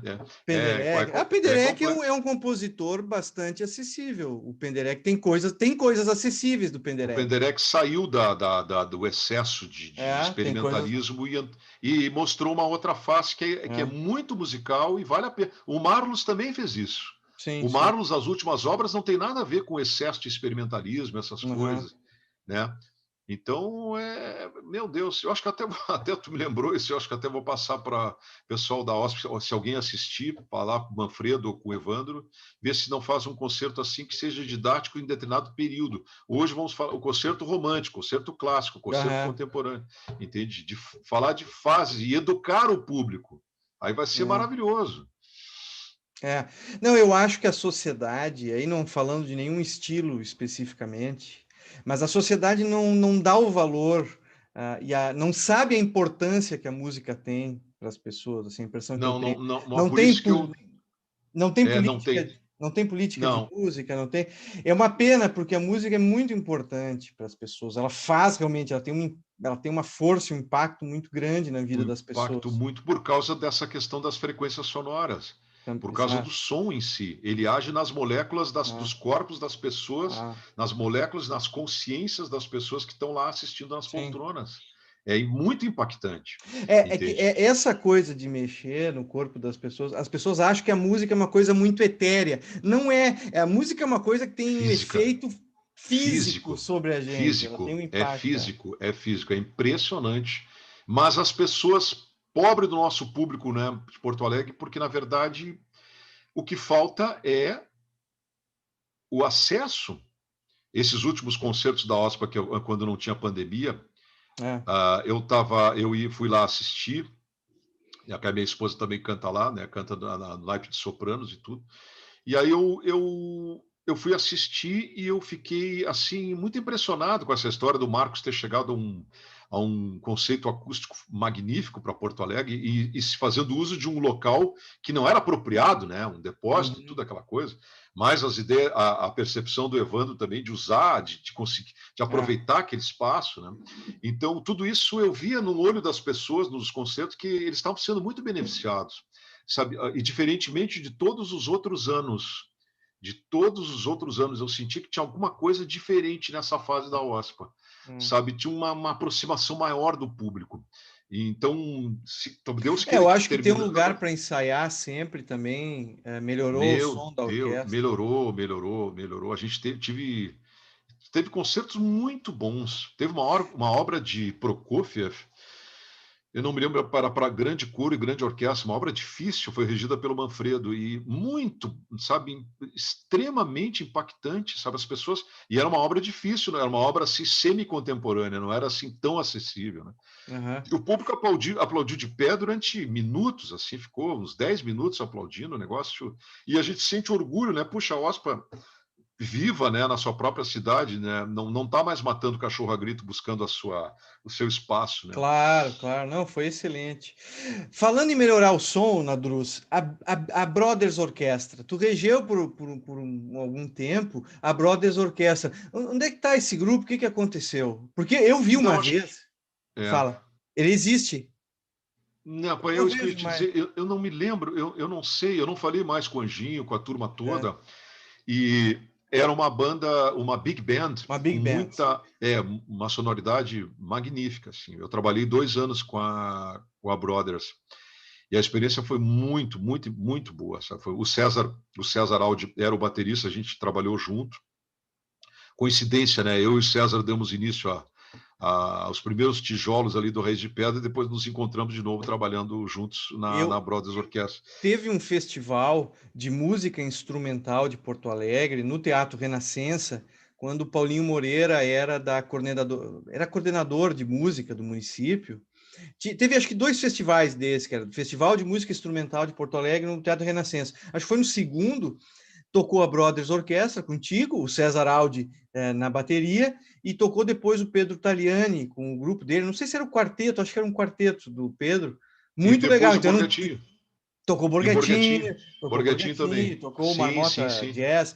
Então, nesse dia, tinham 3 integrantes do Raiz de Pedra ali na mesma noite, né? O Pedro, tu e o César Eu falei Aldi. isso para o Pedro. Eu falei isso É, para o Pedro. Eu disse: olha, Pedro, então tá, metade do Raiz já está aqui, metade do Raiz de né? Pedra estava ali Nós nos nesse... encontramos ali, fizemos o show juntos, né? Entrou, acho que foi, eu não me lembro se foi a banda que entrou primeiro, não me lembro mais, ou ela fechou, entende? Não sei, não me lembro mais. Só sei que estava o Borghetti, o grupo dele, com toda aquela turma, É, mais o Pedro, com o grupo tradicional dele ali, acho que o Nico, a é. turma que costuma tocar Marquinhos Fê, acho que era essa Uhum. turma, e a gente com a Brothers. Então a Brothers foi uma experiência.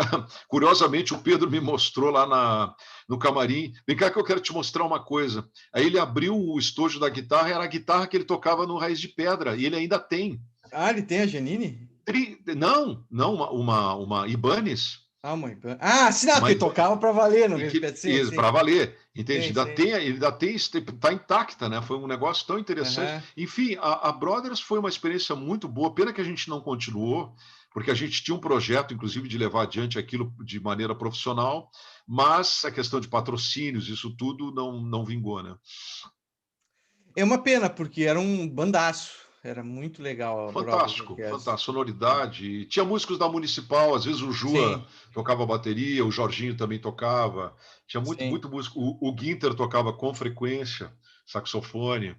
Era muito bom, muito bom. Um grupo assim, eu tenho muita saudade da Brothers. Uhum. Muita saudade também. É uma conformação que te agrada arranjar e trabalhar essa?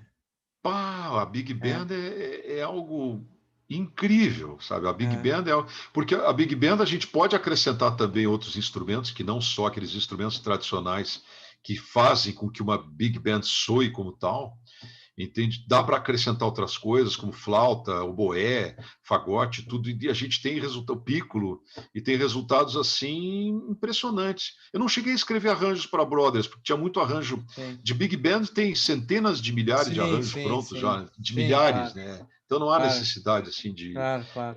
mas é uma formação enxuta, né? Porque Aham. ela pode ser, as performances podem acontecer em qualquer lugar, né? É Claro, impressionante. claro. Eu muita saudade, tu falou assim, me veio flashes assim de grandes coisas que a gente já fez. Esse grupo tinha que existir, tinha que ser uma instituição aí porto-alegrense, porque eles tocavam no Insano, né? No bar Insano Zero do Insano, toda todo o semana, né? tempo, toda segunda-feira, parece que eles estavam lá no Insano. Então, a Brothers sobrevivia por causa do Insano. Mas depois, eu não sei o que, que houve, que acho, não sei se perderam o vínculo com eles, não sei o que, que houve. Mas não foi por isso, foi porque eu acho que faltou um pouquinho mais de tato, assim, de busca de patrocinadores, de vender bem o peixe para a iniciativa privada se interessar e tudo. Acho que foi mais por isso.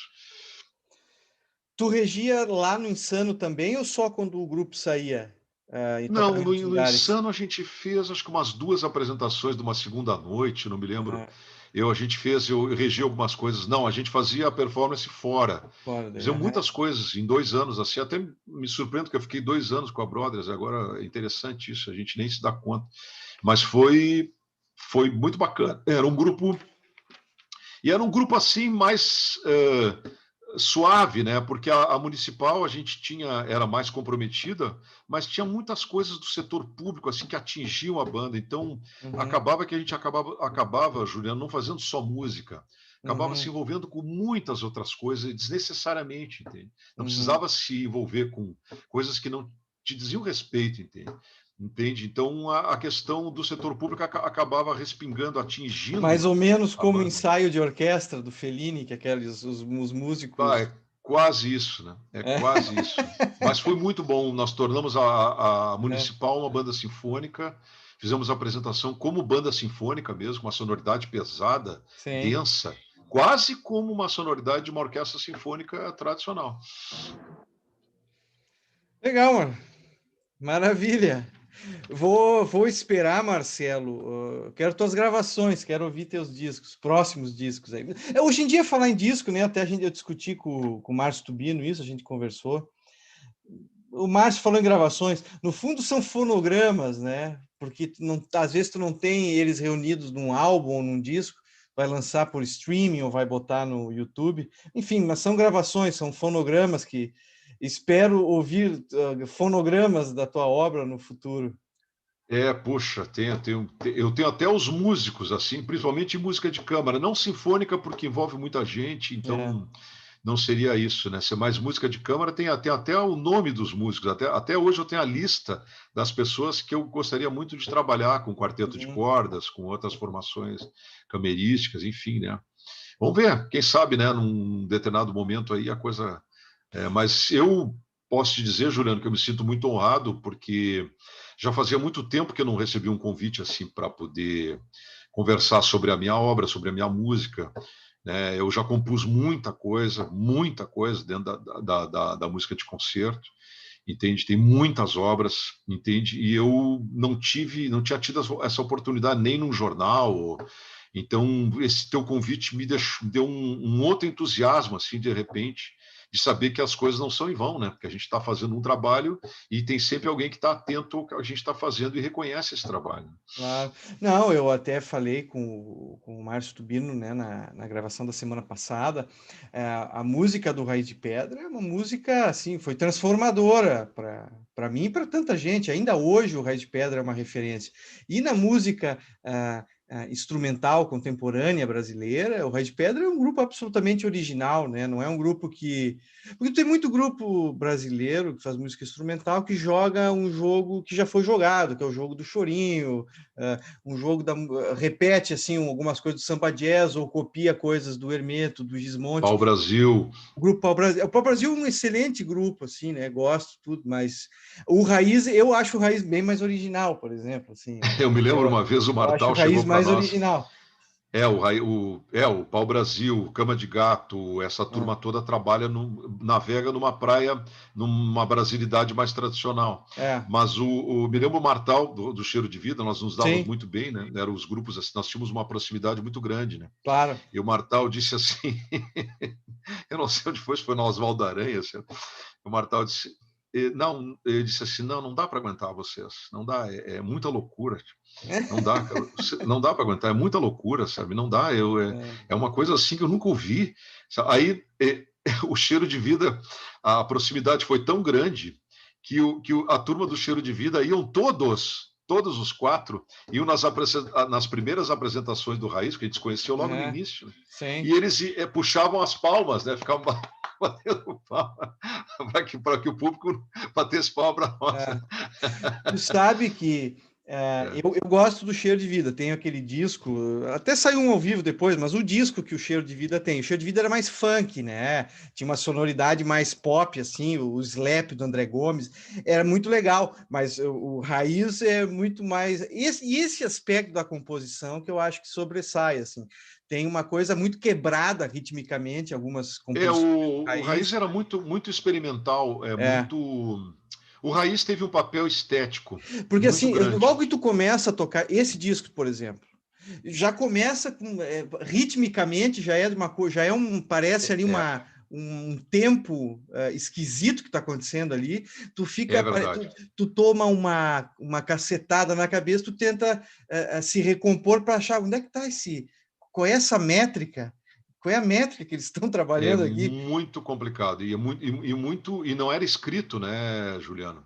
Ah, não era escrito? Não era escrito as primeiras coisas, até as mais. Esse disco aí não foi nada escrito. Eu Ninguém escreveu nada. Era só ensaiado. Ah, não sabia. Ensaiado. Agora, com relação, não vou cometer uma injustiça com o Cheiro de Vida. Não, mas não é nenhuma injustiça. Mas fala aí, depois eu. Não, eu vou te dizer por quê. Eu vou te dizer por quê. O André, o Alexandre, o Martal e o Paulinho, essa banda ela foi muito necessária para Porto Alegre pelo seguinte, porque, em primeiro lugar, a virtuosidade dos músicos, né? Claro. Extremamente virtuosos, né? Tinha uma capacidade técnica incomum, né? Incomum mesmo. Todos tocavam muito bem, tinha muito e assim a execução a performance do Cheiro de Vida no palco era simplesmente perfeita, né? Eles tocavam exatamente como era o disco, tudo. Mesmo que não fosse uma música muito intricada, com muitas complexidades de mudanças de compasso e tudo, mas foi um grupo muito importante também para o incentivo dos instrumentistas mais jovens que estavam na época e iam nos shows do Cheiro de Vida e se motivavam em tocar um instrumento, porque o pessoal tocava tão bem, eram tão bons instrumentistas, que o pessoal acabava passando de uma coisa, vou aprender a tocar guitarra, contrabaixo, bateria, sei lá, entende? Vou aprender a tocar, sabe? Porque era uma motivação, entende? Na questão do instrumento. O Raiz já influenciava muito, que era grandes instrumentistas também, mas influenciava muito na questão estética, né? Na questão porque, na verdade, o único grupo que talvez... E eu nem sei se influenciou tanto assim, entende? Essa é que é a verdade. Não sei se teve grande influência. O primeiro grupo que se tem notícia antes do Raiz de Pedra chama-se Hálito de Funcho. Né? É o primeiro grupo que se tem notícia que fazia um free jazz, sendo muito ousados e muito experimentais. Nós tivemos no show dele lá na Assembleia Legislativa. A gente estava recém no início na Assembleia ali e eles faziam um trabalho muito ousado, o Hálito de Funcho. Raiz de Pedra seria assim, a partir que depois terminou o grupo, a partir deles para frente. Depois eu não tenho notícia assim de um grupo, talvez esse grupo que tocava o Diego. Como é o nome desse grupo que tocava o Diego Silveira? Não aquele de música contemporânea esquisitíssima que tinha, era o... Não, é que também tinha bateria, tinha contrabaixo, tinha guitarra, tinha saxofone, que tocava o Luciano Zanata. Não, que era um grupo muito bom, excelente grupo. Talvez esse grupo, que agora não consigo me lembrar, Não é Colarinhos Caóticos, não é isso. Não consigo me lembrar do nome, infelizmente. Depois eu vou perguntar para o Diego, eu estou com a memória, às vezes eu não Mas sei. de E é um jazz grupo. veio depois nos últimos anos, Porto Alegre teve uma explosão daí de grupos de jazz, de música improvisada, mas ainda assim é diferente do Raiz. Mas de jazz surgiram muitos grupos, né, nos últimos anos. Muitos bons grupos. Eu tive no Festival É, de Jazz, aí esse idealizado pelo Carlos, né, pelo Carlos é. Badia. O Carlos com uma iniciativa extraordinária para Porto Alegre, né, também totalmente inédita, né? E eu Pô, tive a jazz. grata o Poa Jazz. E eu tive a grata surpresa de rever o Alegre, né, que fazia muito tempo que eu não vi o Sim. Alegre, um trabalho magnífico. E também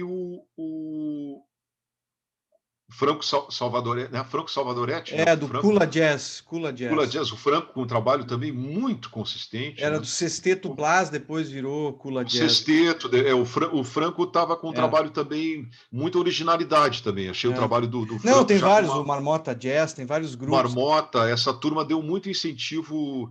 São grupos assim, e a técnica me chamou muita atenção, a capacidade de improvisação da turma e a técnica como instrumentistas, assim, Não, muito tá cheio. apurada. É, Muito apurada. E tá claro cheio. que a gente vai ver a questão estética, eles estão mais dentro de um universo tradicional, mas Sim, eles são sim, extremamente importantes para também incentivar os novos instrumentistas, os claro, novos claro. músicos, né? Eu cheguei a ver o Cheiro de Vida sem esse nome, porque o Frank Solari fazia alguns shows com o André Gomes e ele tocou em alguns momentos, tocou assim, fez poucos shows com Carlos Martal, Paulinho Supercóvia, e aí era o Cheiro de Vida, só que estava com o nome Frank Solari. Eu vi até em Bento uma vez o Frank Solari tocando, Carlos Martal, com a turma toda do Cheiro de Vida, né? Com o André Gomes na cítara, tocando baixo, claro. E foi impressionante, assim, o Cheiro de Vida, sem esse nome, que era o Frank Solari com o Cheiro de Vida, tava assim, tinha que gravar esse grupo que estava ali, que eu vi, tinha que gravar. Mas eles não existem mais, claro, foi só uma reunião, né?